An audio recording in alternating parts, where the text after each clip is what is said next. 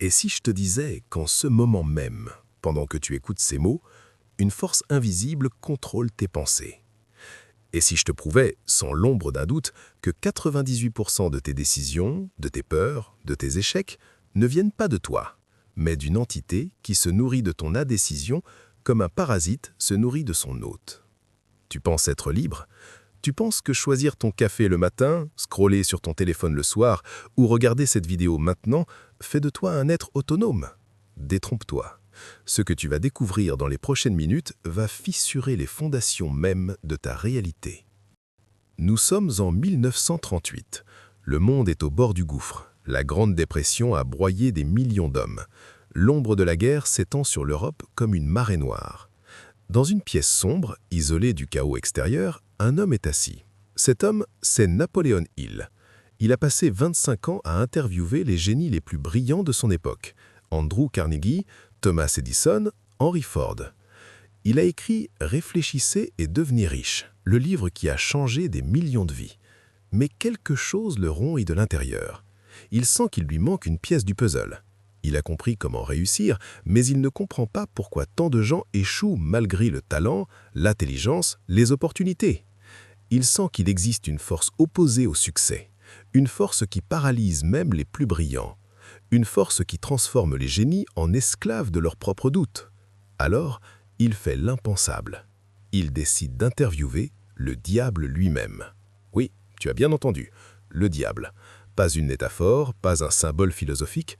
Il parle littéralement à l'entité qu'il considère responsable de l'échec universel.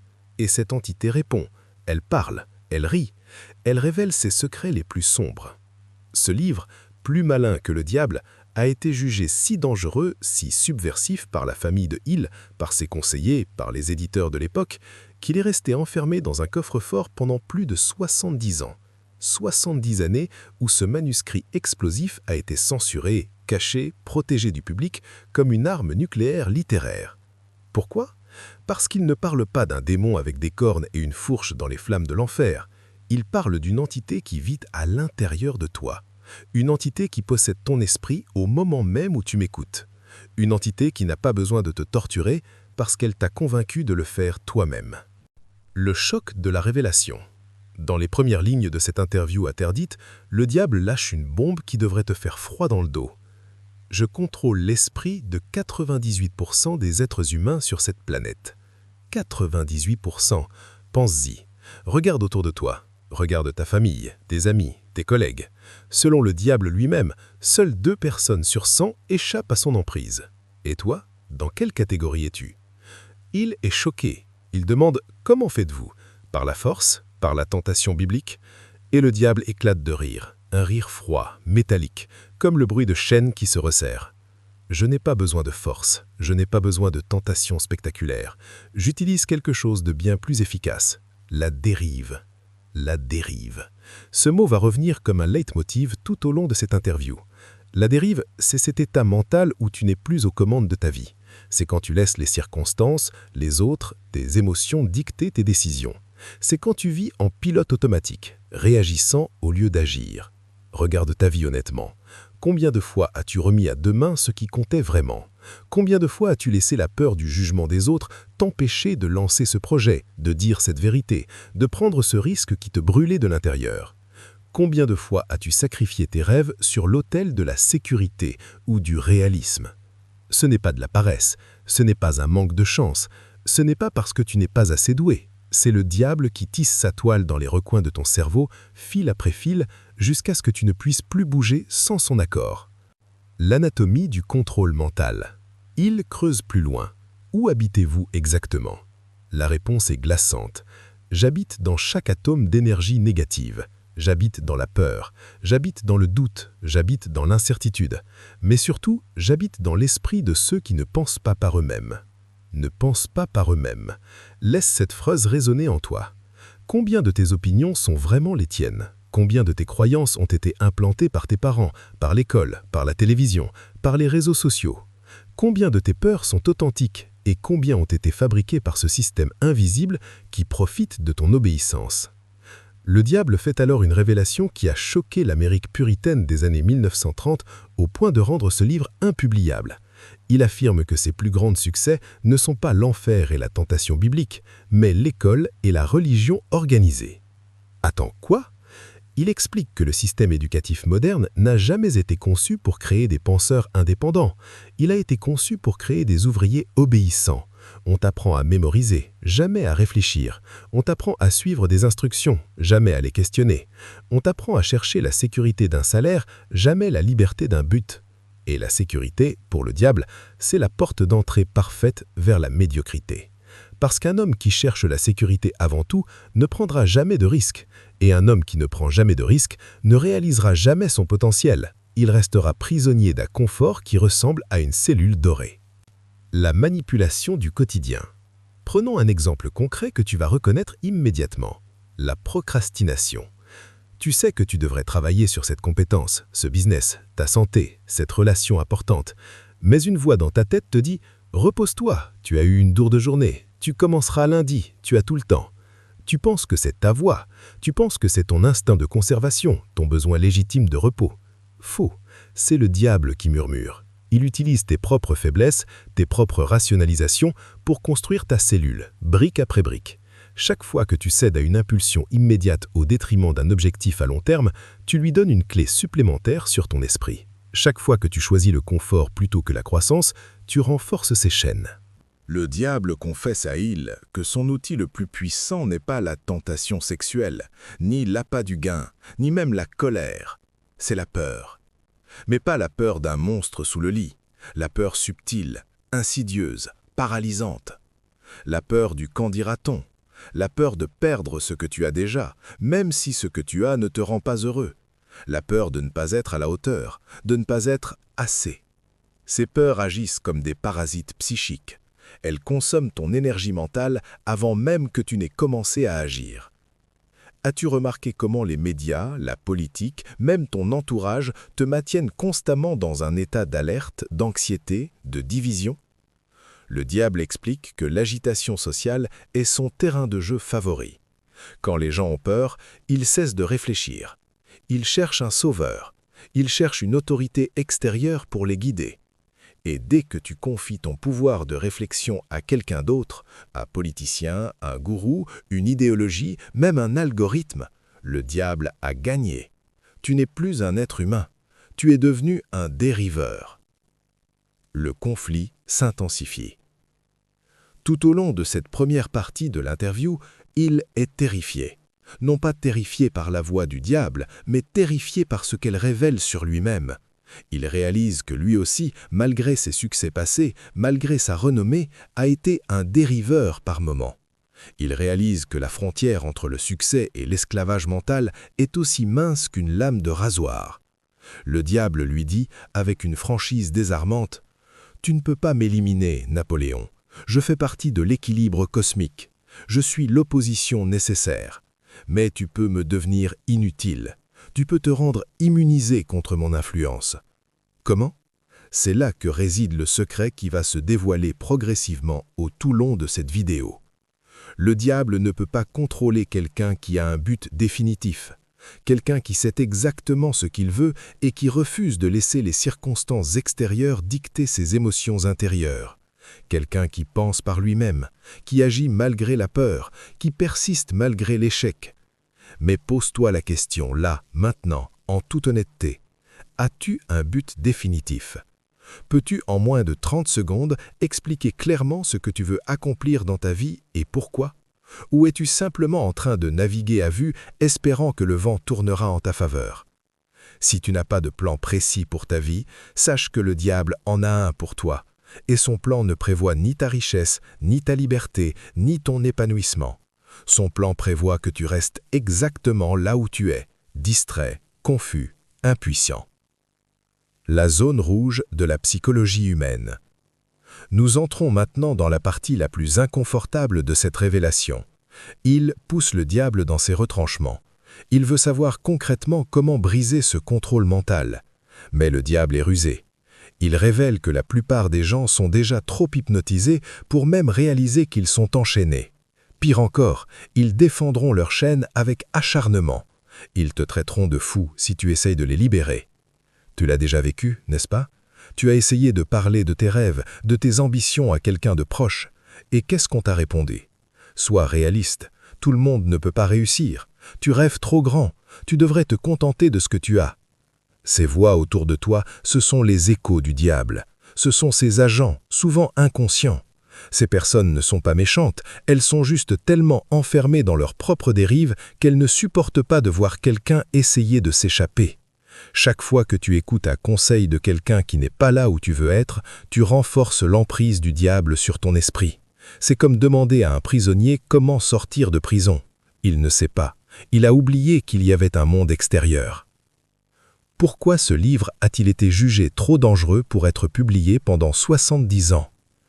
Parce qu'il s'attaque au fondement même de notre société. Il suggère que nos institutions, l'école, l'Église, le gouvernement, les médias sont, par design, des usines à dériveurs.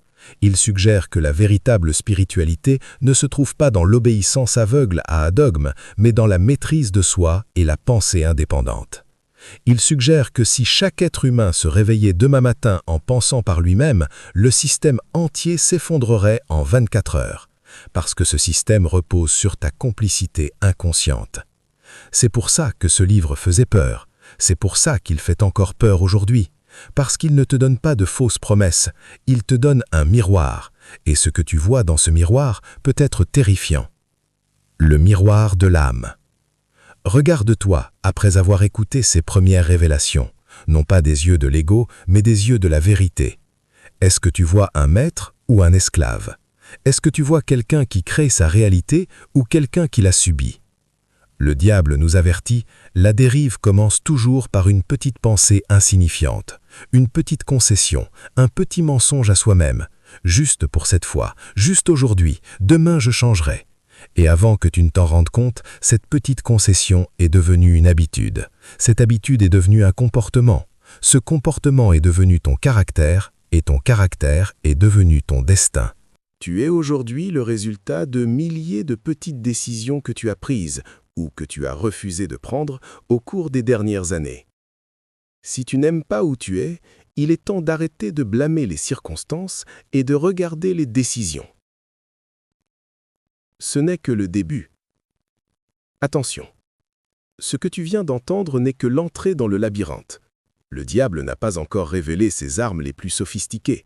Il n'a pas encore expliqué comment il utilise tes sens, ton désir sexuel, ton ambition et même tes échecs passés pour te maintenir dans sa poche. Dans la prochaine partie, nous allons plonger dans le vif du sujet, les 7 principes de la dérive hypnotique. Nous allons voir comment le diable utilise la technologie moderne, ce smartphone que tu tiens dans ta main, ces réseaux sociaux qui capturent ton attention pour perfectionner son art millénaire de la manipulation. Tu vas découvrir comment tu as été programmé depuis l'enfance pour échouer, et surtout, tu vas commencer à entrevoir la lumière au bout de ce tunnel psychologique. Parce que, oui, il y a une sortie, mais elle exige quelque chose que 98% des gens refusent de donner. La vérité brutale sur eux-mêmes. Es-tu prêt à admettre que tu as été manipulé? Es-tu prêt à écouter la suite même si elle détruit certaines de tes croyances les plus confortables? Car pour devenir plus malin que le diable, tu dois d'abord accepter de regarder le diable en face. Et le diable, ce n'est pas une créature lointaine dans les flammes de l'enfer. C'est cette partie de toi qui veut que tu restes petit, que tu restes silencieux, que tu restes un dériveur confortable. Le combat pour ton esprit commence maintenant. Et crois-moi, le diable a horreur d'être démasqué. Musique dramatique qui monte en intensité. Ne bouge pas. Ce que tu vas entendre dans la prochaine partie va fissurer ta vision de la réalité.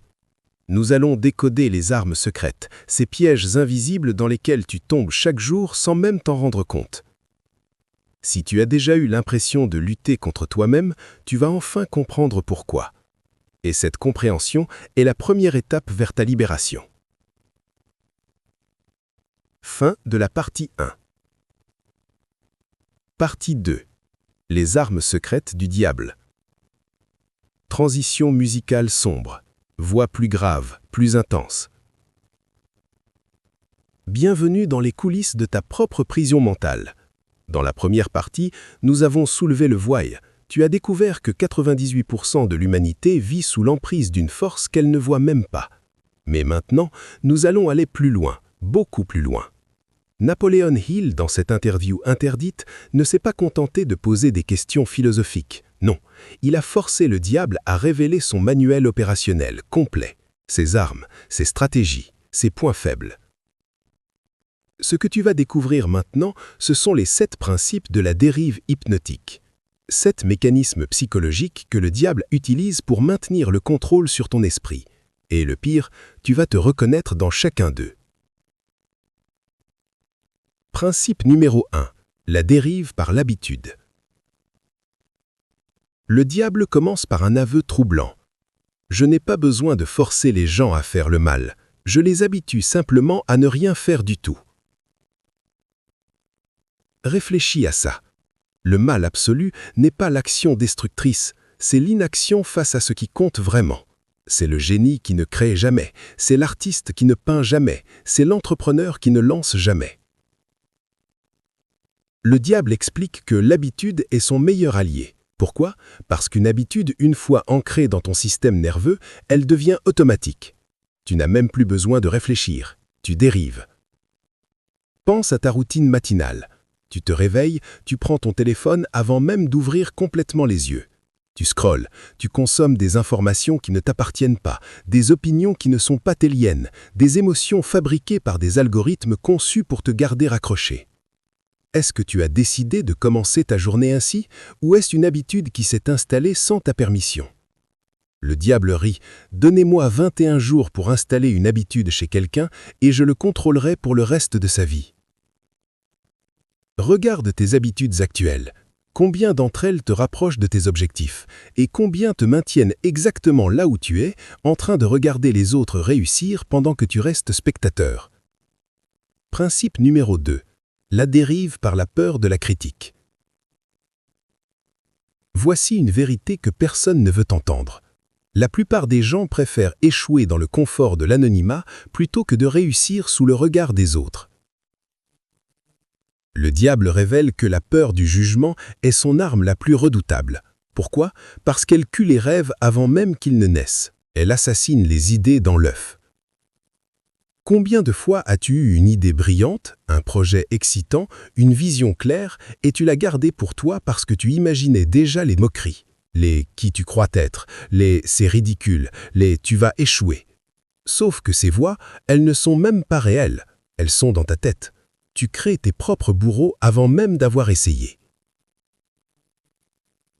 Hill demande au diable « Mais pourquoi les gens ont-ils si peur de l'opinion des autres ?» Réponse cinglante, parce que dès l'enfance, on leur apprend que l'approbation sociale est plus importante que leur propre vérité. On leur apprend à lever la main avant de parler, à demander la permission avant d'agir, à chercher la validation externe au lieu de certitude interne. C'est diabolique au sens littéral, parce qu'une fois que tu dépends de l'approbation des autres pour te sentir digne, tu deviens contrôlable. Le diable n'a même plus besoin d'intervenir. Tu t'auto-censures, tu t'auto-sabotes, tu te mets toi-même en cage. Principe numéro 3. La dérive par la procrastination organisée. Attention, celle-ci est subtile. Le diable explique qu'il ne cherche pas à te rendre paresseux, ce serait trop évident. Non, il te rend occupé, frénétiquement occupé, mais occupé à des choses qui ne comptent pas. Tu passes 3 heures sur les réseaux sociaux à networker, tu regardes 10 vidéos YouTube pour apprendre, tu lis 5 articles sur la productivité au lieu de produire. Tu planifies, tu organises, tu te prépares, mais tu n'agis jamais vraiment. C'est ce que le diable appelle la procrastination productive. Tu te sens actif, mais tu ne progresses pas. Tu te sens stimulé intellectuellement, mais tu ne crées rien. Tu accumules des connaissances, mais tu ne les appliques jamais. Le diable ricane, pourquoi devrais-je interdire aux gens d'apprendre? Tant qu'ils n'appliquent pas ce qu'ils apprennent, ils restent inoffensifs, ils restent dans la dérive. Combien de formations as-tu achetées et jamais terminées? Combien de livres as-tu commencé et jamais fini? Combien de projets as-tu imaginés et jamais lancés? Ce n'est pas un manque de connaissances qui te bloque, c'est un excès de connaissances non appliquées, et cet excès est un bouclier que ton ego utilise pour éviter le vrai travail, l'action imparfaite, l'échec temporaire, la croissance douloureuse. Principe numéro 4. La dérive par l'environnement toxique. Le diable devient presque philosophique ici. Il explique que les humains sont des créatures sociales et que cette caractéristique, bien qu'elle ait permis la civilisation, est aussi leur plus grande faiblesse. Montrez-moi les 5 personnes avec qui quelqu'un passe le plus de temps et je vous montrerai son futur. Si tu passes ton temps avec des gens qui se plaignent, tu deviendras plaintif. Si tu passes ton temps avec des gens qui procrastinent, tu procrastineras. Si tu passes ton temps avec des gens qui critiquent les rêveurs, tu abandonneras tes rêves. Ce n'est pas de la méchanceté, c'est du mimétisme social inconscient. Ton cerveau est une éponge, il absorbe les croyances, les attitudes, les limitations des gens autour de toi. Et le diable le sait parfaitement. C'est pour ça qu'il s'assure que les dériveurs restent groupés. Ils se renforcent mutuellement dans leur médiocrité. Il crée une bulle de confort collectif, où l'ambition est vue comme de l'arrogance, où le changement est vu comme une trahison. As-tu déjà remarqué que dès que tu essayes de t'améliorer, mieux manger, arrêter de boire, lancer un business, certaines personnes autour de toi essayent de te ramener à leur niveau? Pas par jalousie consciente, mais parce que ton changement menace leur justification de ne pas changer. Le diable murmure: gardez les moutons ensemble et ils se surveilleront mutuellement pour que personne ne s'échappe du troupeau. Principe numéro 5. La gratification instantanée. Nous entrons ici dans le territoire de l'addiction moderne. Le diable révèle quelque chose de terrifiant. Il n'a jamais eu autant de pouvoir sur l'humanité que depuis l'invention du smartphone et des réseaux sociaux. Pourquoi? Parce que ces technologies exploitent un mécanisme primitif de ton cerveau, la dopamine. Chaque notification, chaque like, chaque vue, chaque validation numérique déclenche une micro-décharge de dopamine. Ton cerveau apprend à chercher cette récompense immédiate. Et une fois que ton cerveau est conditionné à la gratification instantanée, tout ce qui demande de l'effort, de la patience, de la persistance devient insupportable. Le diable jubile: avant, je devais tenter les gens avec l'alcool, le sexe, l'argent facile. Maintenant, je leur donne un écran lumineux et ils se détruisent eux-mêmes. Ils sacrifient leur sommeil, leur concentration, leurs relations, leur potentiel pour quelques secondes de stimulation. Pense à la dernière fois que tu as vraiment travaillé sur quelque chose d'important pendant 3 heures sans interruption, sans vérifier ton téléphone, sans faire juste regarder rapidement tes messages. Combien de temps ça fait? Des mois? Des années? Ton attention est la ressource la plus précieuse que tu possèdes, et tu la donnes gratuitement, par fragments de 30 secondes, à des entreprises qui la revendent à des publicitaires qui veulent te manipuler. Le diable a compris un principe simple: celui qui contrôle ton attention contrôle ta vie. Et actuellement, qui contrôle ton attention? Toi ou un algorithme conçu par des ingénieurs payés des millions pour te rendre accro? Principe numéro 6. La dérive par l'absence de but définitif. Napoleon Hill insiste lourdement sur ce point. Le diable finit par admettre sa plus grande faiblesse. Je ne peux rien faire contre quelqu'un qui sait exactement ce qu'il veut et qui s'y engage avec une détermination inflexible. Lis cette phrase encore une fois. C'est la clé de tout. Le problème, explique le diable, c'est que 98% des gens n'ont jamais pris le temps de définir clairement ce qu'ils veulent. Ils ont des envies vagues. Je veux être riche, je veux être heureux, je veux réussir. Mais une envie vague n'est pas un but, c'est un souhait. Et les souhaits ne se réalisent jamais sans un plan précis et une action soutenue. Le diable jubile: je garde les gens dans la confusion. Je leur fais croire qu'ils ont besoin de tout découvrir avant d'agir. Je leur fais chercher leur passion au lieu de choisir une direction et de s'y engager. Et pendant qu'ils cherchent, ils dérivent. C'est brillant dans un sens macabre, parce que tant que tu n'as pas de destination claire, tu ne peux jamais arriver nulle part. Tu flottes, tu réagis aux événements au lieu de les créer. Tu vis par défaut au lieu de vivre par design. Pose-toi cette question maintenant. Si quelqu'un te réveillait à 3 heures du matin et te demandait quel était ton but précis dans la vie, pourrais-tu répondre en une phrase claire ou balbutierais-tu quelque chose de vague en espérant que la question passe? Principe numéro 7. la dérive par l'autodestruction subtile. Le dernier principe est le plus sombre. Le diable explique qu'une fois qu'il a installé les 6 premiers mécanismes, il n'a plus besoin d'intervenir. La personne devient son propre bourreau. Elle développe un dialogue interne toxique. « Je ne suis pas assez bon, les autres sont meilleurs, je ne mérite pas le succès, c'est trop tard pour moi. » Ces pensées ne viennent pas du diable, elles viennent de toi. Mais elles ont été plantées par le diable à travers d'années d'échecs accumulés, de critiques intériorisées, de comparaisons destructrices. Le diable révèle son chef-d'œuvre. La plus grande ruse que j'ai jamais réalisée, c'est de convaincre les gens que leur propre voix intérieure négative, c'était leur intuition. Ils pensent que cette voix les protège. En réalité, elle les détruit. C'est pour ça que tant de gens sabotent leur propre succès. Dès qu'ils commencent à progresser, cette voix se manifeste. Tu vas échouer, les gens vont te juger, c'est dangereux, retourne dans ta zone de confort. Et ils obéissent, parce qu'ils pensent que cette voix, c'est la raison. En réalité, c'est la peur déguisée en prudence. La synthèse explosive. Récapitulons ces 7 armes. L'habitude qui t'endort, la peur du jugement qui te paralyse, la procrastination déguisée en productivité, l'environnement toxique qui te tire vers le bas, la gratification instantanée qui détruit ta capacité d'effort, l'absence de but qui te fait dériver, l'autodestruction subtile qui te sabote. Le diable utilise ces 7 armes en simultané. Ils se renforcent mutuellement. C'est un système conçu pour que tu restes exactement là où tu es, distrait, confus, impuissant. Mais voici la bonne nouvelle. Hill demande au diable, y a-t-il un antidote? Long silence. Puis, à contre-cœur, le diable répond, oui, mais il nécessite quelque chose que très peu de gens sont prêts à faire. Penser par eux-mêmes. C'est tout. C'est aussi simple et aussi difficile que ça. Penser par toi-même. Ne pas accepter les opinions des autres comme des vérités. Ne pas suivre le troupeau par confort. Ne pas te laisser définir par tes échecs passés.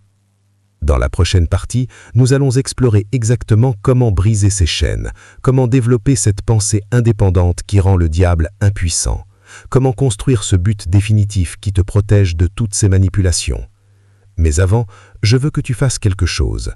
Arrête cette vidéo 10 secondes, regarde autour de toi, regarde ta vie actuelle et demande-toi honnêtement combien de ces 7 principes sont actifs dans ta vie en ce moment. Ne mens pas. Le diable se nourrit de tes mensonges à toi-même.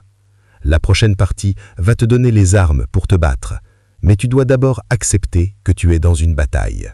Tu viens de descendre dans les entrailles du système. Tu as vu comment le diable opère. Maintenant, il est temps de riposter. Nous arrivons au tourment de cette interview interdite.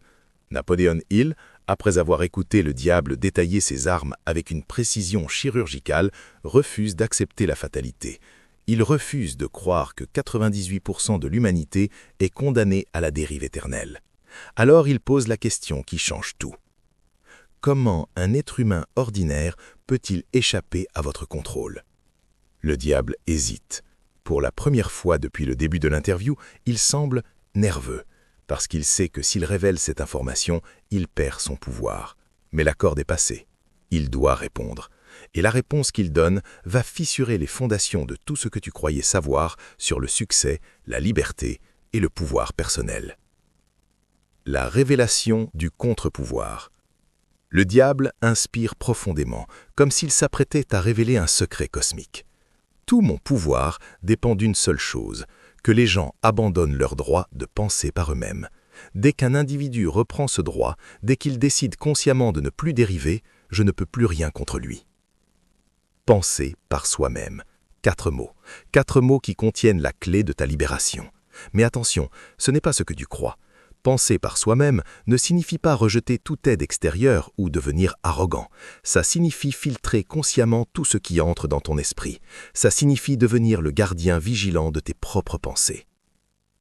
Il demande « Mais comment fait-on concrètement ?»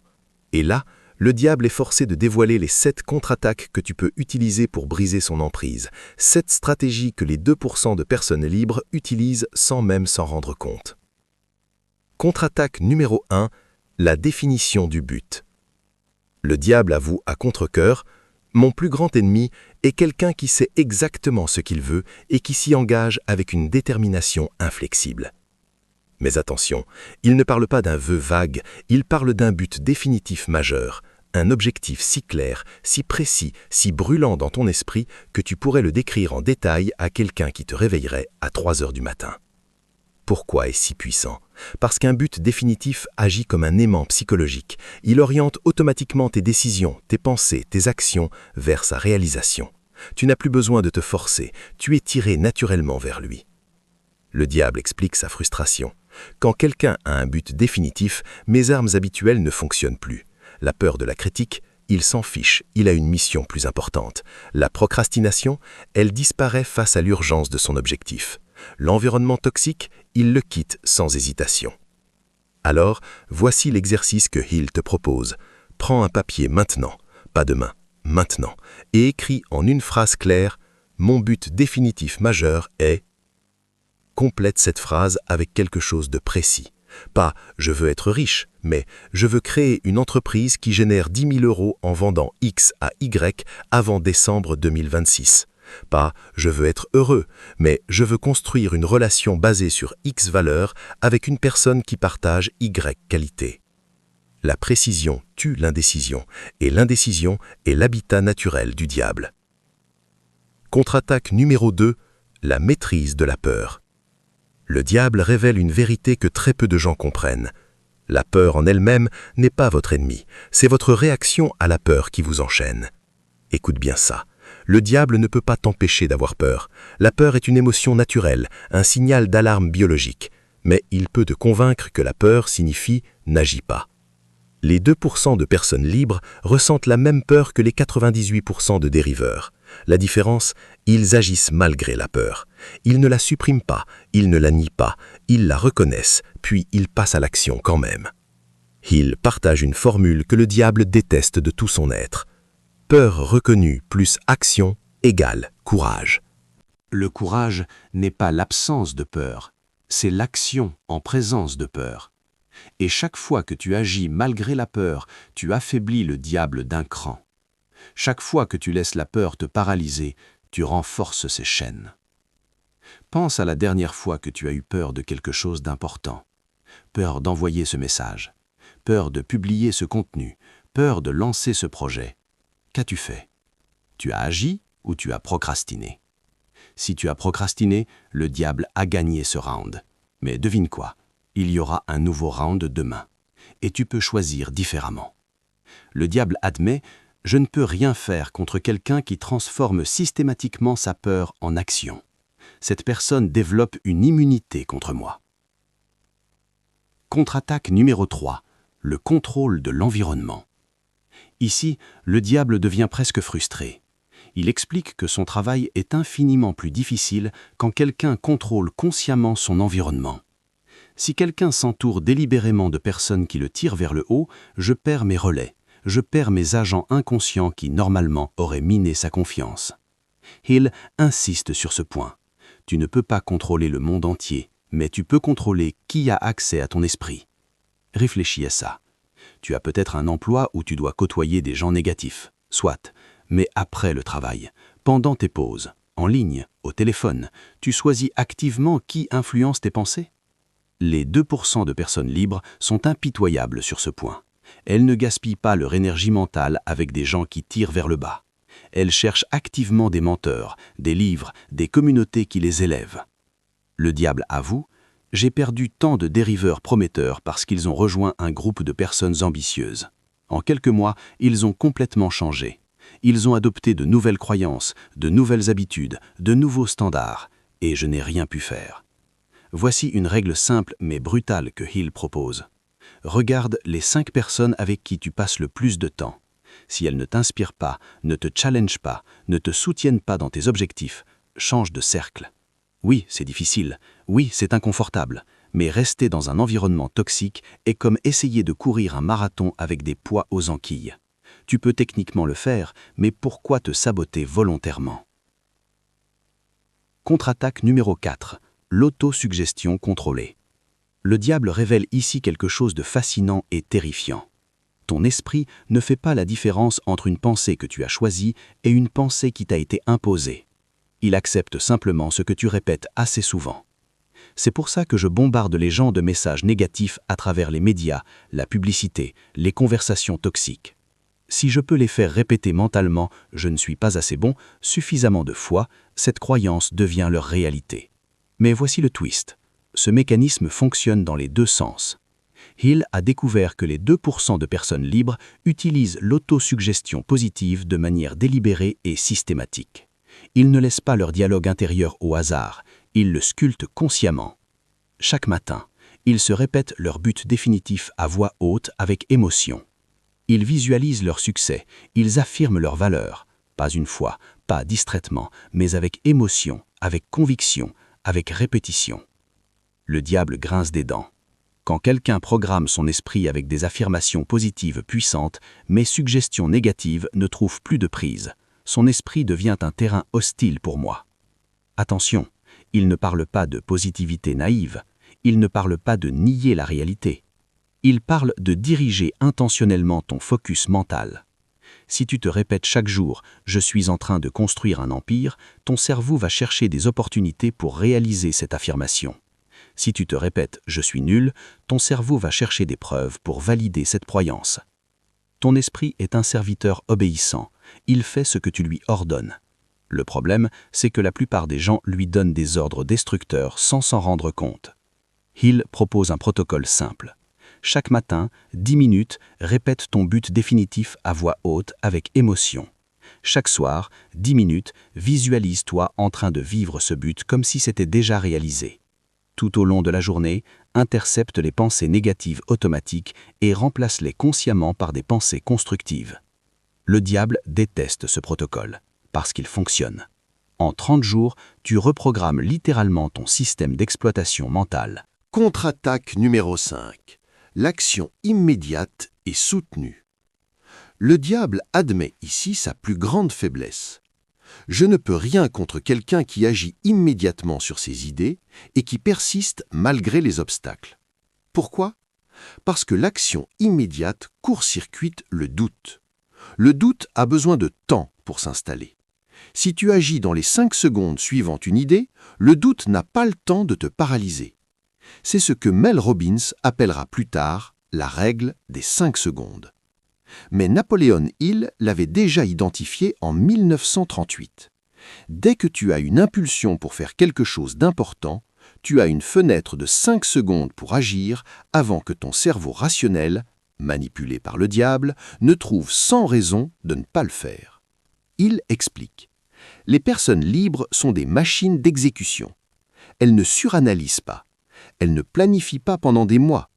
Elles définissent leur but, elles créent un plan simple et elles exécutent immédiatement. Le diable ajoute, dépité, et même quand elles échouent, elles apprennent rapidement et réessaient. Je ne peux pas les arrêter. L'échec ne les décourage pas, il les affine. Voilà la clé. Les 2% de personnes libres ont compris que l'échec n'est pas le contraire du succès. C'est une composante du succès. Chaque échec est une donnée. Chaque erreur est une leçon. Seule l'inaction est vraiment fatale. Pose-toi cette question. Combien d'idées as-tu eues cette année ? Et combien as-tu exécuté dans les 48 heures suivantes ? Si le ratio est faible, tu es encore dans la dérive. Le diable te maintient dans la phase de réflexion éternelle parce qu'il sait que la réflexion sans action est stérile. Contre-attaque numéro 6. La foi rationnelle. Attention, ici ça devient profond. Le diable révèle que son arme ultime contre toi, c'est le doute rationnel excessif. J'ai réussi à convaincre les gens que le doute systématique est une preuve d'intelligence, que croire en soi sans preuve concrète est de la naïveté. C'est mon main-d'œuvre. Parce que si tu ne crois en toi qu'après avoir des preuves, tu n'agiras jamais. Les preuves viennent après l'action, pas avant. Mais le diable a inversé l'équation dans ton esprit. Il insiste sur le concept de foi rationnelle. Ce n'est pas une foi aveugle, c'est une conviction profonde que si tu fais X, Y et Z de manière constante, les résultats viendront, même si tu ne les vois pas encore. Les 2% de personnes libres cultivent cette foi rationnelle. Ils plantent des graines sans voir immédiatement les fruits. Ils construisent des fondations invisibles. Ils investissent dans des compétences dont la rentabilité n'est pas immédiate. Le diable grogne. Cette foi rationnelle les rend imperméables au découragement. Ils voient chaque obstacle comme temporaire. Ils voient chaque échec comme un test. Et ils passent tous mes tests. Comment développer cette foi rationnelle? Il propose 3 piliers. L'étude des principes universels. Comprend que certaines lois fonctionnent toujours, cause à effet, persistance à résultat, valeur à récompense. L'analyse des succès passés, même petits. Rappelle-toi les moments où tu as persisté et réussi. Ancre cette preuve en toi. Et la visualisation émotionnelle. Vois-toi déjà en possession de ton but. Ressens les émotions comme si c'était déjà fait. Ton cerveau ne fait pas la différence entre réel et vividement imaginé. Contre-attaque numéro 7. La décision rapide et la résolution lente. Le diable fait ici un aveu crucial. Les dériveurs prennent des décisions lentement et changent d'avis rapidement. Les personnes libres font exactement l'inverse. Quand une opportunité alignée avec leur but apparaît, ils décident en quelques heures ou quelques jours maximum. Puis ils s'engagent pleinement, même quand c'est difficile. Il explique. La rapidité de décision vient de la clarté du but. Quand tu sais exactement où tu vas, tu reconnais immédiatement les opportunités qui t'y mènent. Tu n'as pas besoin de semaines de réflexion. Et la lenteur a changé d'avis. Elle vient de la foi rationnelle que nous venons de voir. Les personnes libres ne remettent pas en question leur but à chaque obstacle. Ils remettent en question leur stratégie, oui, mais pas leur destination. Le diable avoue sa défaite sur ce point.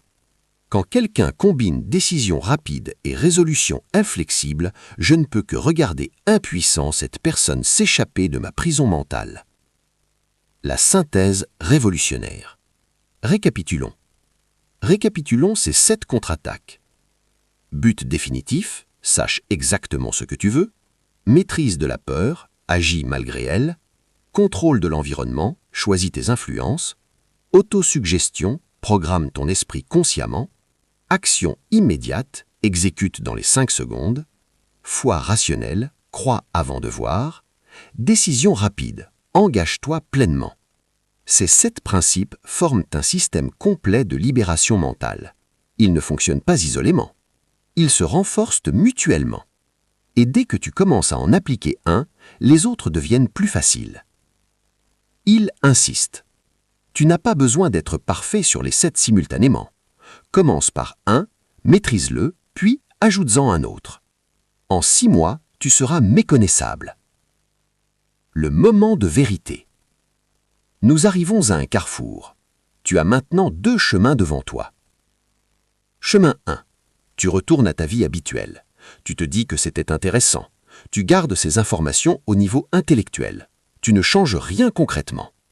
Le diable respire de soulagement. Un autre dériveur qui est resté dans sa zone de confort. Chemin 2. Tu décides là, maintenant, que ça suffit. Tu choisis un des 7 principes, tu l'appliques dès aujourd'hui. Tu commences ta rébellion mentale. Le diable frémit.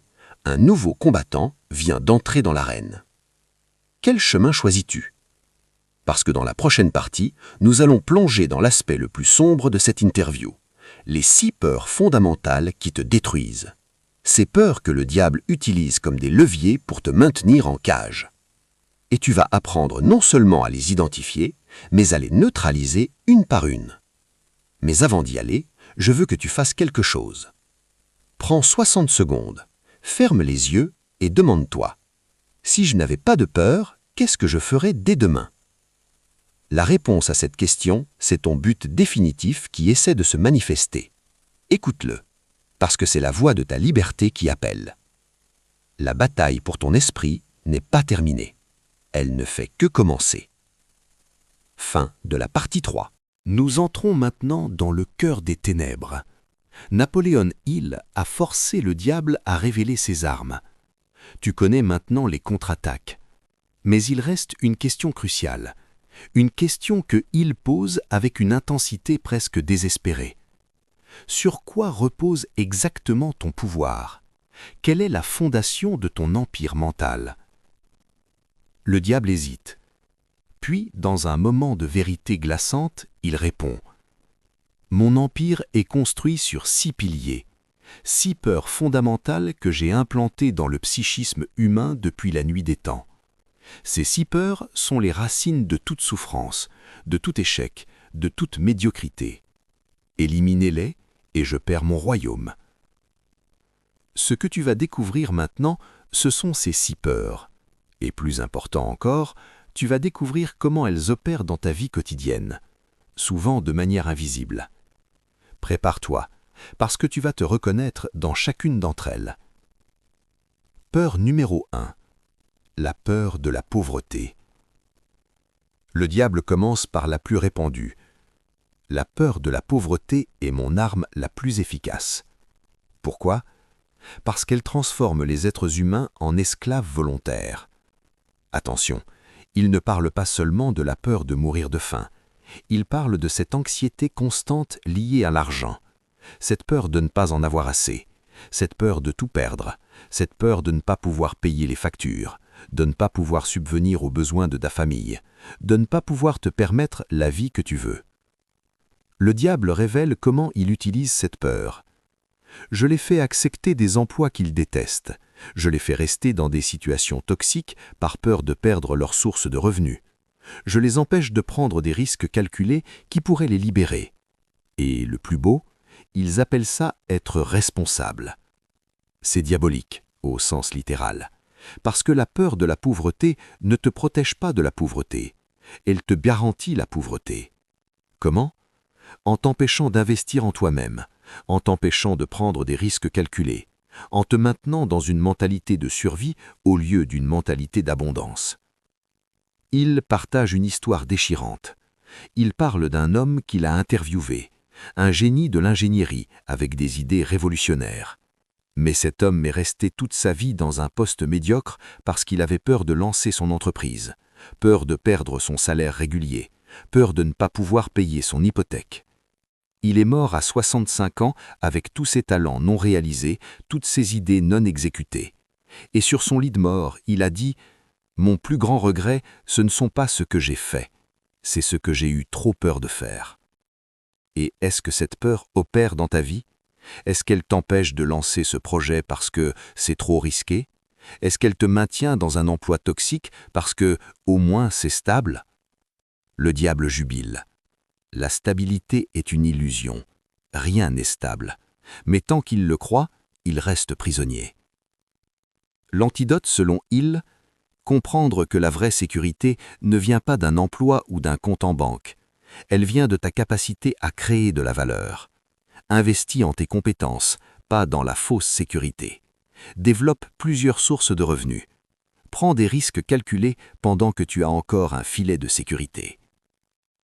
Peur numéro 2. La peur de la critique. Le diable sourit en abordant celle-ci. Ah, la peur de la critique, mon chef-d'œuvre social. Savez-vous combien de génies n'ont jamais créé par peur du ridicule? Combien d'artistes n'ont jamais partagé leur art? Combien d'entrepreneurs n'ont jamais lancé leur idée? Des millions, des dizaines de millions. Cette peur est insidieuse parce qu'elle est socialement acceptable. Tu ne te dis pas « j'ai peur », tu te dis « je ne suis pas prêt » ou « ce n'est pas encore assez bon » ou « les gens vont penser que je suis prétentieux ». Le diable explique comment il l'a implanté. Dès l'enfance, je m'assure que les enfants apprennent à chercher l'approbation externe. À l'école, ils lèvent la main pour demander la permission de parler. À la maison, ils cherchent la validation de leurs parents. En grandissant, ils cherchent la validation de leur père, de leurs collègues, de la société. Et une fois que leur estime de soi dépend de l'opinion des autres, je les tiens, parce que je peux toujours trouver quelqu'un pour les critiquer. Pense à la dernière fois que tu as eu une idée créative, un projet excitant. Combien de temps as-tu passé à imaginer les réactions négatives, à anticiper les critiques, à te convaincre que ce n'est pas pour toi? Il partage une vérité brutale. Les personnes qui te critiquent ne sont pas dans l'arène. elles regardent depuis les gradins, et leur avis n'a aucune valeur. Theodore Roosevelt disait « Ce n'est pas le critique qui compte. Ce qui compte, c'est l'homme dans l'arène, dont le visage est marqué par la poussière, la sueur et le sang. » Les 2% de personnes libres ont compris quelque chose de fondamental. Tu seras critiqué quoi que tu fasses. Si tu réussis, on dira que tu as eu de la chance. Si tu échoues, on dira « je te l'avais dit ». Si tu ne fais rien, on t'oubliera. Alors, autant être critiqué en poursuivant tes rêves plutôt qu'en les abandonnant. Le diable grogne « J'ai perdu tant de dériveurs à cause de cette prise de conscience. Une fois qu'il réalise que l'opinion des autres est juste une opinion, je perds mon levier. » L'antidote, selon Hill. Distingue critique constructive et critique destructive. La critique constructive vient de quelqu'un qui a déjà réussi dans ton domaine et qui veut t'aider. La critique destructive vient de spectateurs qui projettent leur propre peur sur toi. Écoute la première, ignore la seconde. Peur numéro 3. La peur de la maladie. Le diable devient presque clinique ici. La peur de la maladie est particulièrement efficace parce qu'elle est liée à la survie. Les humains ont une imagination débordante pour les catastrophes médicales. Cette peur ne concerne pas seulement l'hypocondrie, elle concerne cette anxiété constante autour de la santé. Cette tendance à googliser chaque symptôme mineur et à te convaincre que tu as une maladie grave. Cette peur de vieillir, de perdre tes capacités physiques, de devenir dépendant. Le diable révèle sa stratégie. Je bombarde les gens de publicités pharmaceutiques. Je leur montre constamment des maladies terrifiantes. Je les fais vivre dans un état de vigilance médicale permanent. Et cette anxiété chronique, devinez quoi? Elle les rend vraiment malades. Le stress chronique est l'un des plus grands tueurs silencieux. Et le stress vient souvent de l'anxiété anticipée. Tu te rends malade en ayant peur d'être malade. C'est une prophétie auto-réalisatrice. Hill partage une découverte fascinante. Les personnes qui vivent le plus longtemps et en meilleure santé ne sont pas celles qui sont obsédées par leur santé. Ce sont celles qui ont un but si important qu'elles oublient d'avoir peur. Quand tu es absorbé par ta mission, ton corps fonctionne mieux. Ton système immunitaire est plus fort, ton énergie est plus élevée. Pourquoi ? Parce que ton esprit ne gaspille pas d'énergie en anxiété. Le diable déteste cet état. Quand quelqu'un est tellement concentré sur son but qu'il oublie de s'inquiéter de sa santé, je perds un levier majeur. L'antidote, selon Hill, prends soin de ton corps intelligemment. Exercice, nutrition, sommeil, puis fais-lui confiance. Arrête de chercher des problèmes. Concentre ton énergie mentale sur ce que tu veux créer, pas sur ce que tu veux éviter. Peur numéro 5. La peur de perdre l'amour de quelqu'un. Le diable devient presque poétique ici. Ah, l'amour, le besoin humain le plus profond et le plus exploitable. La peur de perdre l'amour transforme les gens en versions pathétiques d'eux-mêmes. Cette peur se manifeste de 1000 façons. Tu restes dans une relation toxique par peur de la solitude. Tu sacrifies tes rêves pour ne pas décevoir tes proches.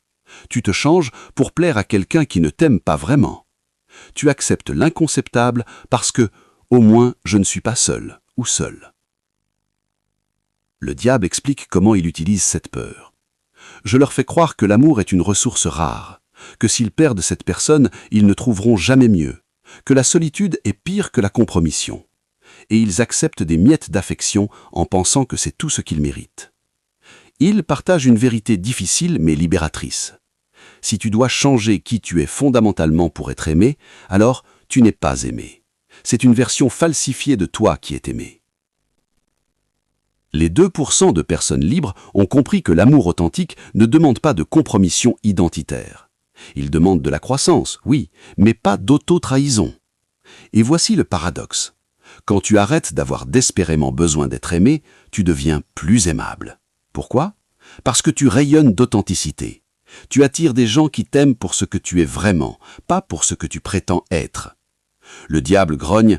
Les gens qui s'aiment eux-mêmes sont immunisés à ma manipulation par la peur de perdre l'amour. Ils préfèrent la solitude authentique à la compagnie toxique. L'antidote, selon Hill, Développe d'abord une relation solide avec toi-même. Deviens la personne que tu voudrais rencontrer. Puis, les relations solides viendront naturellement. Et si une relation t'oblige à abandonner tes rêves ou ton intégrité, ce n'est pas de l'amour, c'est du contrôle déguisé. Peur numéro 5. La peur de vieillir. Le diable aborde ici une peur profondément rancunière. La peur de vieillir est magnifique pour moi. Elle fait que les gens arrêtent de rêver à 30 ans. Ils se disent « il est trop tard » et ils passent les 40 prochaines années à exister, pas à vivre. Cette peur se manifeste de manière subtile. Je suis trop vieux pour commencer quelque chose de nouveau. Si je n'ai pas réussi maintenant, c'est terminé. Les jeunes ont tous les avantages, pas moi. Mon meilleur temps est derrière moi. Le diable rit. J'adore cette peur parce qu'elle est basée sur une illusion totale. Certaines des plus grandes réussites de l'histoire ont été accomplies par des gens de plus de 60, 70, 80 ans. Mais je les convainc qu'ils sont finis à 35 ans. Hill partage des exemples inspirants. Le colonel Sanders a créé KFC à 62 ans. Laura Ingalls Wilder a publié son premier livre à 65 ans. Vera Wang est entrée dans la mode à 40 ans. Ray Kroc a acheté McDonald's à 52 ans. La vieillesse n'est pas un déclin, c'est une accumulation d'expérience, de sagesse, de connexion. Tu as plus d'outils à 50 ans qu'à 25 ans. Le seul problème, c'est si tu as laissé le diable te convaincre que c'est terminé.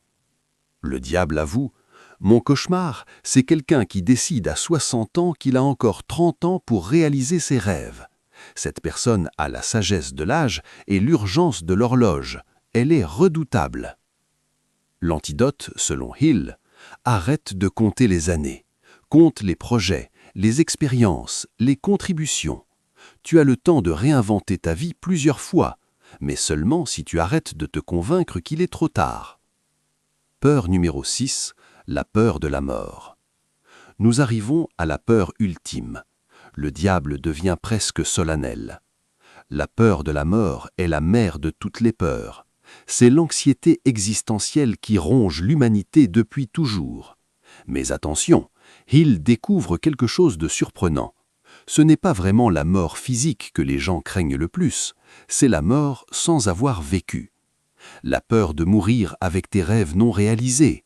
La peur de mourir en te demandant « et si j'avais essayé ?» Le diable avoue sa manipulation. Je les fais vivre dans l'illusion de l'immortalité pendant leur jeunesse. Ils remettent tout à plus tard parce qu'ils pensent avoir tout le temps. Puis, quand ils réalisent que le temps est compté, je les paralyse avec le regret. C'est magnifiquement cruel. Hill partage la question la plus importante que tu puisses te poser. Si tu mourais dans 1 an, qu'est-ce que tu regretterais de ne pas avoir fait? Réponds à cette question, honnêtement, parce que la réponse révèle ce qui compte vraiment pour toi. Et si ce qui compte vraiment pour toi n'est pas dans ta vie quotidienne actuelle, alors tu es en train de mourir lentement. Les 2% de personnes libres ont fait la paix avec la mort, non pas en la niant, mais en l'acceptant comme la limite qui donne du sens à la vie. Ils vivent avec une urgence constructive. Chaque jour compte, chaque action a du poids. Le diable admet sa défaite ici. Quand quelqu'un accepte sa mortalité et décide de vivre pleinement le temps qu'il a, il devient invincible. Il n'a plus peur de rien parce qu'il sait que le vrai échec serait de ne jamais avoir essayé. L'antidote, selon Hill, médite sur ta mortalité. Oui, c'est inconfortable, mais c'est libérateur. Les stoïciens appellent ça « memento mori », souviens-toi que tu vas mourir. Non pas pour être morbide, mais pour vivre avec intention. La révélation finale sur les peurs.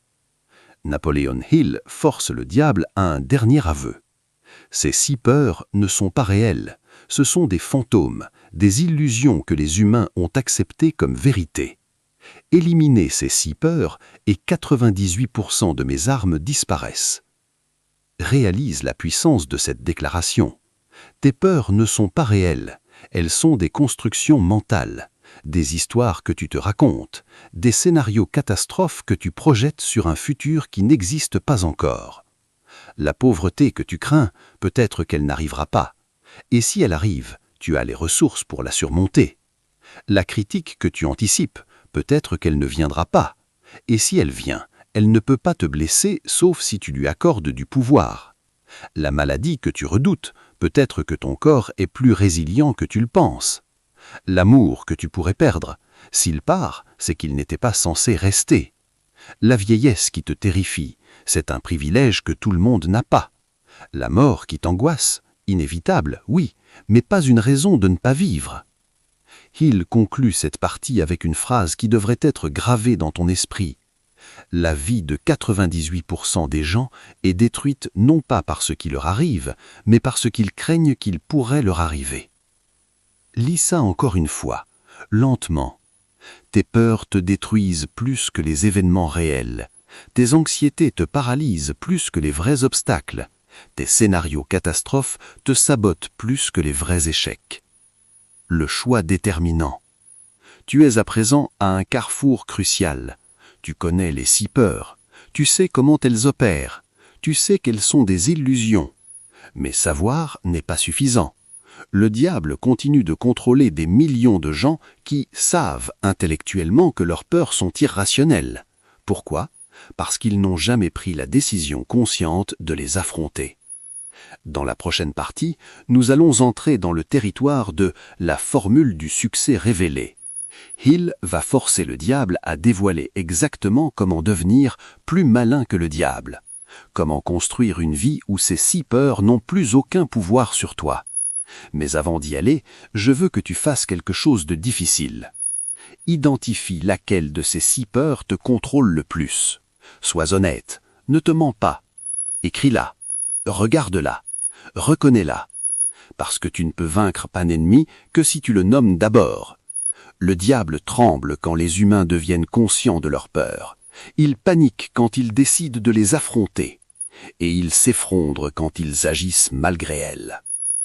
La bataille finale approche. Nous arrivons au sommet de cette révélation interdite. Napoléon Hill a passé des heures à interroger le diable. Il a découvert ses armes. Il a identifié les peurs qui nous enchaînent. Mais maintenant, il veut plus. Il veut la formule exacte, le blueprint précis, le mode d'emploi complet pour échapper définitivement à l'emprise du diable. Et le diable, lié à son accord, doit répondre. Hill pose la question ultime, celle qui va tout changer. Donnez-moi la formule exacte que les 2% de personnes libres utilisent pour vous échapper. Je veux chaque étape, chaque principe, chaque secret. Le diable hésite longuement. Puis, avec une résignation presque tragique, il commence à parler. « Très bien, je vais vous révéler la formule. Mais sachez ceci, même après l'avoir entendue, 98% de ceux qui l'écoutent ne l'appliqueront pas. Pourquoi ? Parce qu'elle demande quelque chose que très peu sont prêts à donner, la discipline quotidienne et l'honnêteté brutale envers soi-même. Ce que tu vas découvrir maintenant, ce n'est pas de la théorie, c'est le système opérationnel complet des personnes qui réussissent vraiment. Des personnes qui vivent libres, puissantes, épanouies. Pilier numéro 1, la définition exacte du but majeur. Le diable commence par le fondement. Tout commence par le but, pas un souhait vague, pas une envie floue, mais un but définitif majeur tellement précis que vous pourriez le dessiner sur papier. Hill insiste, ce but doit avoir 5 caractéristiques non négociables. 1. Précision absolue. Je veux être riche ne fonctionne pas. Je veux créer une entreprise qui génère 20 000 € par mois en vendant des formations en ligne sur le développement personnel d'ici décembre 2026, fonctionne. 2. Date limite claire. Sans deadline, un but n'est qu'un rêve. Le diable adore les rêves sans échéance parce qu'ils peuvent être remis à demain éternellement. 3. Contrepartie définie. Qu'es-tu prêt à donner en échange de ce but ? Combien d'heures par jour? Quelles compétences vas-tu développer? Quels sacrifices temporaires vas-tu accepter? 4. Plan d'action détaillé. Les 2% de personnes libres ne se contentent pas de visualiser. Ils planifient. Ils décomposent leur but en étapes mensuelles, hebdomadaires, quotidiennes. 5. Lecture quotidienne. Voici le secret que Hill a découvert et qui a choqué le monde. Les personnes libres lisent leur but définitif à voix haute 2 fois par jour, le matin au réveil et le soir avant de dormir. Le diable grince. Cette lecture quotidienne est ce que je déteste le plus, parce qu'elle reprogramme le subconscient. En 30 jours, elle crée une obsession constructive. La personne ne peut plus penser à autre chose qu'à réaliser son but. Hill propose un exercice immédiat. Prends un papier maintenant. Écris ton but définitif majeur en respectant ces 5 caractéristiques. Ne continue pas cette vidéo avant d'avoir fait ça. Sérieusement, pause la vidéo. Écris ton but. Parce que sans but précis, tout le reste de cette formule est inutile. C'est comme avoir le meilleur GPS du monde, mais sans destination. Tu tourneras en rond efficacement. Pilier numéro 2, la foi appliquée. Le diable doit maintenant révéler son point faible absolu. Ma kryptonite, c'est la foi, mais pas la foi religieuse aveugle, la foi appliquée. La conviction profonde que si on fait X action de manière consistante, Y résultat viendra inévitablement. Hill explique que la foi appliquée repose sur 3 jambes. Jambe numéro 1, l'autosuggestion consciente. Chaque matin, pendant 10 minutes, tu te répètes ton but définitif avec émotion, pas mécaniquement, avec conviction, comme si tu donnais des ordres à ton subconscient. Le diable grince. Cette autosuggestion positive répétée avec émotion est plus puissante que toutes mes suggestions négatives, parce qu'elle vient de l'intérieur. Je ne peux pas bloquer ce que vous vous dites à vous-même avec passion. Jambe numéro 2. La visualisation sensorielle. Tu ne visualises pas juste ton but, tu le ressens. Tu imagines les sons, les odeurs, les sensations physiques de ton succès déjà accompli. Ton cerveau ne distingue pas entre réalité vécue et réalité intensément imaginée. Il commence à créer les circuits neuronaux correspondants. Jambe numéro 3, l'élimination des pensées négatives. Hill révèle une technique que le diable déteste, la substitution immédiate. Dès qu'une pensée négative apparaît, « je ne peux pas, c'est trop dur, je vais échouer », tu la remplaces instantanément par une pensée opposée positive.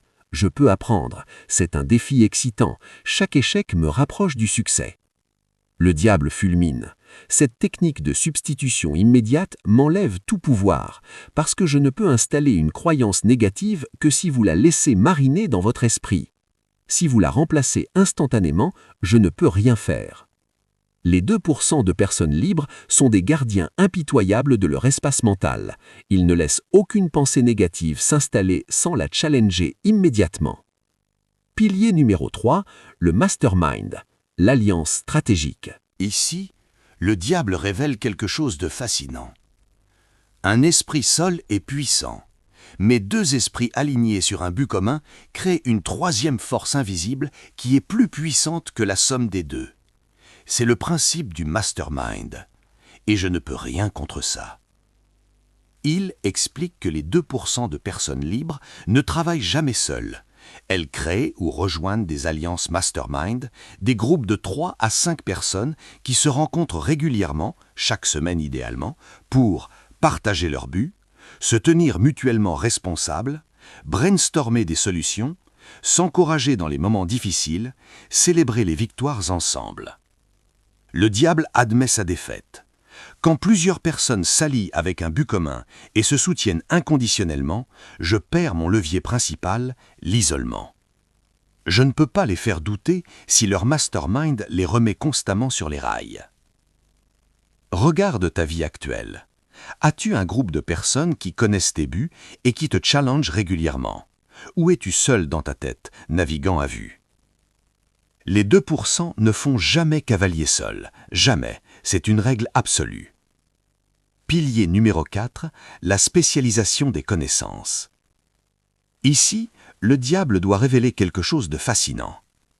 Un général est pauvre, les spécialistes sont riches. Pourquoi? Parce que dans un monde saturé d'informations, seuls les experts ont de la valeur. Il explique que les 2% de personnes libres ne cherchent pas à tout connaître. Elles choisissent un domaine et deviennent excellentes dedans. Puis elles monétisent cette expertise. Mais attention, il y a une nuance cruciale. Tu n'as pas besoin de tout savoir sur ton domaine. Tu as juste besoin d'en savoir plus que tes clients potentiels. Le diable explique comment il utilise cette confusion. Je convainc les gens qu'ils doivent être des experts absolus avant de pouvoir enseigner ou vendre. Résultat, ils étudient pendant des années sans jamais passer à l'action. C'est de la procrastination déguisée en perfectionnisme. Il propose une règle simple. Apprends, applique, enseigne. Apprends une compétence pendant 3 mois. Applique-la sur toi-même ou un premier client. Enseigne-la à d'autres qui sont 3 mois derrière toi. Tu n'as pas besoin d'être le meilleur du monde. Tu as juste besoin d'être quelques étapes devant ceux que tu veux aider. Les 2% de personnes libres se spécialisent, deviennent très bonnes dans leur niche et monétisent cette expertise rapidement. Elles ne passent pas 10 ans à se préparer. Pilier numéro 5, l'imagination contrôlée. Ici, le diable doit révéler une arme que les humains possèdent mais n'utilisent rarement. L'imagination est la capacité la plus dangereuse pour moi. Pourquoi ? Parce qu'elle permet aux humains de créer des réalités qui n'existent pas encore. Elle est littéralement la source de toute innovation, toute richesse, toute transformation. Mais il y a 2 types d'imagination. L'imagination synthétique, tu combines des idées existantes de manière nouvelle, c'est ce que font 90% des entrepreneurs à succès, ils ne réinventent pas la roue, ils l'améliorent. L'imagination créative, tu crées quelque chose qui n'a jamais existé. C'est rare, mais c'est ce qui crée les révolutions, Internet, l'iPhone. Il insiste que tu n'as pas besoin de l'imagination créative pour réussir. L'imagination synthétique suffit amplement. Les 2% de personnes libres utilisent leur imagination de manière dirigée. Elles ne laissent pas leur imagination vagabonder dans des scénarios catastrophes. C'est ce que le diable veut. Elles la dirigent consciemment vers des solutions, des opportunités, des innovations. Exercice pratique de Hill. Chaque soir, avant de dormir, pose-toi cette question. Comment puis-je améliorer ma situation actuelle de 10% dans les 30 prochains jours ? Puis laisse ton imagination travailler pendant ton sommeil. Le lendemain matin, note les idées qui ont émergé. Le diable déteste cette pratique. Quand quelqu'un utilise son imagination pour résoudre des problèmes au lieu de s'inquiéter, je perds mon emprise sur son esprit nocturne. Pilier numéro 6, la décision rapide et la persévérance. Nous revenons ici sur un principe déjà évoqué, mais le diable doit maintenant révéler les détails opérationnels. Les dériveurs ont un trait commun. Ils hésitent longtemps avant de décider et abandonnent rapidement après avoir commencé. Les personnes libres font exactement l'inverse. Il a découvert une statistique fascinante en analysant les 500 personnes les plus riches de son époque. Elles prenaient toutes leurs décisions importantes en moins de 60 secondes après avoir reçu tous les faits nécessaires. 60 secondes. Pas des jours, pas des semaines, moins d'1 minute. Pourquoi ? Parce qu'elles savaient que l'hésitation est le terrain de jeu du doute. Et le doute est l'outil préféré du diable. Mais attention, décision rapide ne signifie pas décision impulsive. Ça signifie définir clairement la décision à prendre, rassembler les informations essentielles, pas toutes, juste les essentielles, consulter ton mastermind si nécessaire, décider en fonction de ton but définitif et agir immédiatement sur cette décision. Et ensuite, la persévérance inflexible. Une fois la décision prise, les 2% ne changent pas d'avis à la première difficulté. Ils ajustent la stratégie, oui, mais ils ne changent pas de but. Le diable avoue, je peux créer des obstacles, je peux créer des échecs temporaires, mais je ne peux rien contre quelqu'un qui persiste malgré tout. La persistance est ma kryptonite absolue. Il partage une formule puissante. Décision plus action plus persévérance égale inévitabilité du succès. Si tu décides clairement, Si tu agis immédiatement et si tu persistes suffisamment longtemps, le succès devient mathématiquement inévitable. Ce n'est plus une question de si, mais de quand.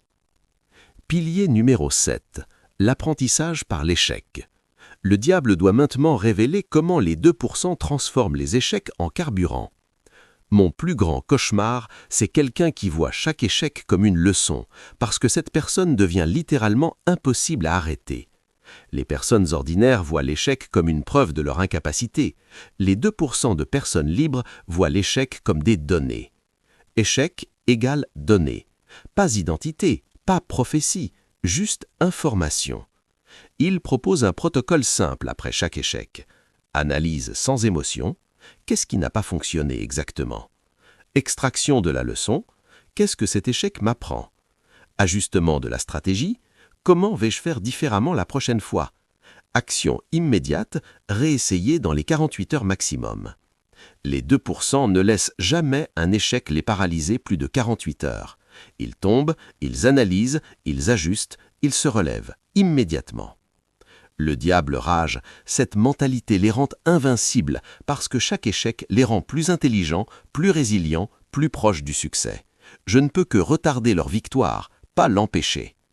Edison a échoué 10 000 fois avant de créer l'ampoule, mais il n'a jamais vu ça comme 10 000 échecs.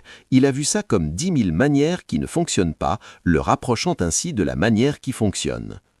La synthèse de la formule complète. Récapitulons le blueprint complet des 2% de personnes libres.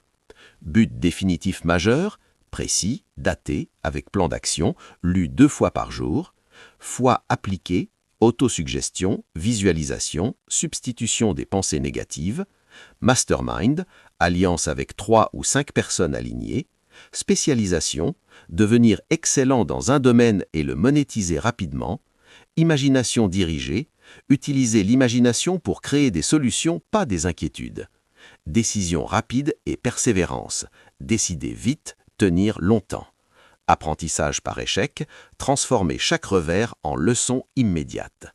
Ces 7 piliers forment un système complet. Ils ne fonctionnent pas isolément, ils se renforcent mutuellement. Le moment de la transformation. Napoléon Hill pose sa dernière question au diable. Si quelqu'un applique cette formule pendant 6 mois avec discipline absolue, que se passe-t-il? Le diable répond, presque avec tristesse, « Il devient libre, complètement, définitivement. Je ne peux plus rien contre cette personne. Elle sort de ma juridiction. Elle rejoint les 2%. » Puis il ajoute quelque chose de crucial. Mais voici le piège. Ces 7 piliers sont simples à comprendre. N'importe qui peut les apprendre en 1 heure, mais ils sont difficiles à appliquer quotidiennement. C'est pour ça que 98% des gens échouent, pas par manque de connaissances, mais par manque de discipline quotidienne. Il insiste sur cette vérité. La connaissance n'est pas le pouvoir. La connaissance appliquée est le pouvoir. Tu peux connaître toute cette formule par cœur, mais si tu ne l'appliques pas chaque jour, elle ne vaut rien. Zéro. Nada. Le diable jubile quand les gens accumulent des connaissances sans les appliquer, parce qu'ils se sentent productifs en apprenant, tout en restant impuissants en n'agissant pas. L'appel à l'action décisif. Nous arrivons à un moment crucial. Tu as maintenant la formule complète, tous les secrets ont été révélés. Le diable a été forcé de montrer ses cartes.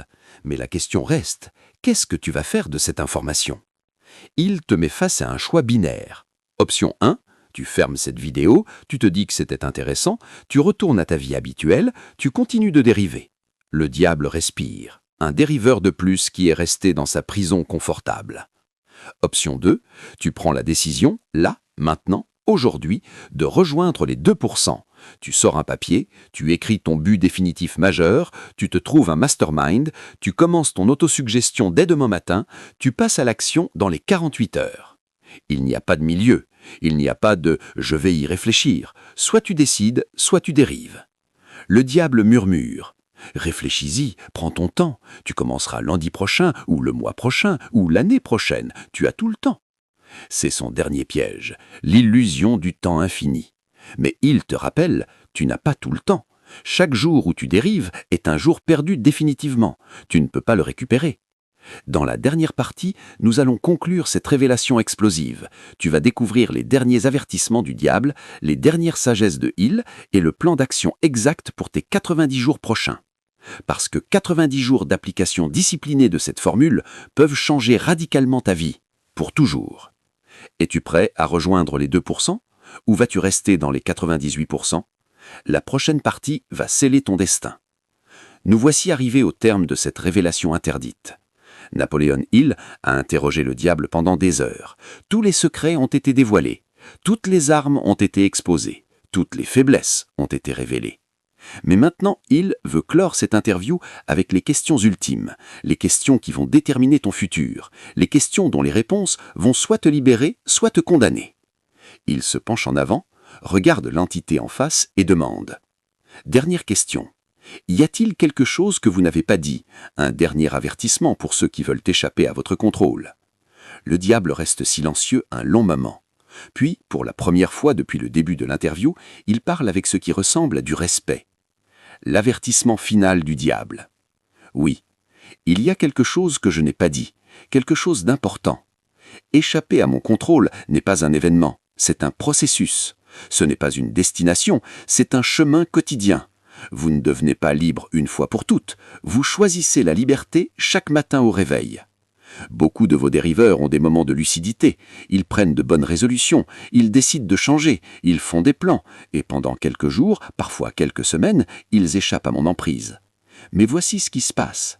La vie les teste. Un obstacle apparaît, un échec survient, une critique les blesse, et à ce moment précis, ils ont un choix, persister ou abandonner. 98% abandonnent, pas parce que c'est trop difficile, mais parce qu'ils n'ont jamais vraiment décidé. Ils ont souhaité, ils ont espéré, mais ils n'ont jamais pris cette décision brûlante et irrévocable de réussir quoi qu'il arrive. Le diable se lève, comme s'il allait partir, puis ajoute « Si vous voulez vraiment échapper à mon contrôle, vous devez comprendre ceci. Je ne vous combattrai pas juste une fois, je vous testerai chaque jour. Je créerai des obstacles, je placerai des tentations, je sèmerai des doutes, non pas par méchanceté, mais parce que c'est mon rôle dans l'équilibre cosmique. La vraie question devient donc, non pas « puis-je échapper ?», la vraie question est « suis-je prêt à me battre tous les jours pour ma liberté ?» Il absorbe cette révélation et il comprend enfin pourquoi si peu de gens réussissent vraiment. Ce n'est pas un manque de connaissances, c'est un manque de décision totale. Les 3 niveaux de décision. Il identifie alors 3 niveaux de décision. Niveau 1, le souhait. J'aimerais bien être riche, en forme, heureux. C'est le niveau des 98%. Ils souhaitent, mais ne décident jamais vraiment. Le diable les contrôle facilement. Niveau 2, l'intention. Je vais essayer de réussir, je vais faire de mon mieux. C'est déjà mieux, mais essayer contient l'option d'échouer. Le diable peut encore les faire abandonner. Niveau 3, la décision brûlante. Je vais réussir, point final. Aucune autre option n'existe. Je continuerai jusqu'à ce que ce soit fait. C'est le niveau des 2%. Le diable ne peut rien contre cette détermination absolue. Il te demande « À quel niveau es-tu actuellement ?» Sois brutalement honnête, parce que si tu es au niveau 1 ou 2, cette vidéo ne changera rien à ta vie. Tu trouveras ça inspirant pendant 24 heures, puis tu retourneras à tes habitudes. Mais si tu passes au niveau 3, si tu décides vraiment, alors tout change, immédiatement, définitivement. Le plan d'action des 90 prochains jours. Napoléon Hill, après avoir terminé son interview avec le diable, a créé un protocole de 90 jours pour aider les gens à rejoindre les 2%. Le voici, complet, prêt à être appliqué. Semaine 1 à 2. La fondation. Jour 1. Écris ton but définitif majeur en respectant les 5 critères. Précision, date, contrepartie, plan, lecture quotidienne. Jour 2 et 3. Identifie tes 6 peurs et écris comment elles t'ont saboté jusqu'ici. Jour 4 et 5. Trouve 3 à 5 personnes pour créer ton mastermind. Planifie votre première réunion. Jour 6 à 7. Créer ta routine matinale. Lecture du but 10 minutes, plus visualisation 10 minutes, plus action immédiate vers ton but 1 heure minimum. Jour 8 à 14. Applique cette routine sans exception, même si tu n'as pas envie, surtout si tu n'as pas envie. Semaine 3 et 4. L'accélération. Jour 15 à 21. Identifie un domaine de spécialisation. Commence à apprendre intensément 3 heures par jour minimum. Jour 22 à 28. Applique ce que tu apprends sur toi-même ou sur un premier client test gratuit si nécessaire. L'objectif est d'expérimenter, pas de perfectionner. Semaine 5 à 8. La monétisation. Jour 39 à 35. Créer une offre simple basée sur ton domaine de spécialisation. Prix entre 100 et 500 € selon ta niche. Jour 36 à 56. Vends cette offre à 5 personnes minimum. Utilise ton réseau, les réseaux sociaux, le démarchage direct. Objectif, générer tes premiers revenus avec ta nouvelle compétence. Semaine 9 à 12. La consolidation. Jour 57 à 70, améliore ton offre basée sur les retours de tes premiers clients, augmente tes prix de 30%. Jour 71 à 84, développe un système de génération de prospects réguliers. Contenu, publicité, partenariat. Jour 85 à 90, évalue tes résultats, ajuste ta stratégie, fixe tes objectifs pour les 90 prochains jours. La règle d'or des 90 jours. Il insiste sur un principe crucial. Ne juge jamais tes résultats avant 90 jours d'action disciplinée. Pourquoi 90 jours ? Parce que c'est le temps minimum nécessaire pour installer de nouvelles habitudes profondément, voir des résultats tangibles, surmonter les premiers obstacles, développer une compétence à niveau monétisable. Le diable adore quand les gens jugent leurs efforts après 7 jours, parce que 7 jours, c'est rien, c'est trop court pour voir des résultats significatifs. Alors les gens concluent « ça ne marche pas » et abandonnent. Mais 90 jours d'action disciplinée, ça change tout, littéralement. Les 3 promesses de Hill. À la fin de cette interview, Napoléon Hill fait 3 promesses solennelles à ceux qui appliqueront cette formule. Promesse numéro 1. Dans 30 jours, tu penseras différemment. Ton dialogue intérieur changera. Tes doutes diminueront. Ta confiance augmentera. Tu verras des opportunités là où tu voyais des obstacles. Promesse numéro 2. Dans 60 jours, tu agiras différemment. Tes habitudes auront changé. Ta discipline sera installée. Ton énergie sera focalisée. Les gens autour de toi remarqueront la différence. Promesse numéro 3. Dans 90 jours, ta vie sera différente. Tes résultats seront tangibles. Ton compte banque aura changé. Tes relations se seront améliorées. Ton niveau de bonheur aura explosé. Mais il ajoute une condition critique. Ces promesses ne sont valables que si tu appliques la formule quotidiennement, sans exception, sans excuse, sans négociation avec toi-même. Un jour manqué peut sembler insignifiant, mais c'est comme une fissure dans un barrage. Elle commence petite, puis elle grandit, et finalement tout s'effondre. Les 2% ne négocient jamais avec leur routine matinale. Jamais. Peu importe s'ils sont fatigués, peu importe s'ils sont en vacances, peu importe s'ils ont eu une mauvaise nuit. Routine quotidienne, non négociable. Le message final de Hill. Napoléon Hill ferme son manuscrit. Il regarde le diable une dernière fois et dit quelque chose de profond. Vous savez quoi ? Je ne vous déteste pas. Je vous comprends maintenant. Vous n'êtes pas mon ennemi. Vous êtes mon professeur. Vous me forcez à devenir plus fort, plus discipliné, plus déterminé. Sans vous, sans cette opposition constante, je deviendrais mou, complaisant, médiocre. Vous êtes le poids qui rend mes muscles plus forts. Vous êtes la résistance qui forge mon caractère. Le diable garde les gens dans l'attente. Attend d'avoir plus d'argent. Attend d'avoir plus de temps. attend d'avoir plus de connaissances. Mais les 2% savent que l'attente est un piège. Ils commencent maintenant, avec ce qu'ils ont, où ils sont, et ils s'ajustent en route. Ton moment de décision. Nous voici à la fin de cette vidéo marathon. Tu as passé plus d'1 heure à écouter ces révélations, plus d'1 heure à découvrir les secrets interdits de Napoleon Hill et du diable. Mais tout ça ne vaut rien si tu ne prends pas une décision maintenant. Pas demain, pas lundi prochain, maintenant. Alors je vais te poser la question la plus importante de ta vie. Si ta réponse est oui, alors écris « Je décide » dans les commentaires maintenant. Pas pour moi, pour toi. Pour ancrer cette décision publiquement. Pour que le diable sache que tu as choisi le combat. Si ta réponse est non ou « Je vais y réfléchir », alors sois honnête avec toi-même.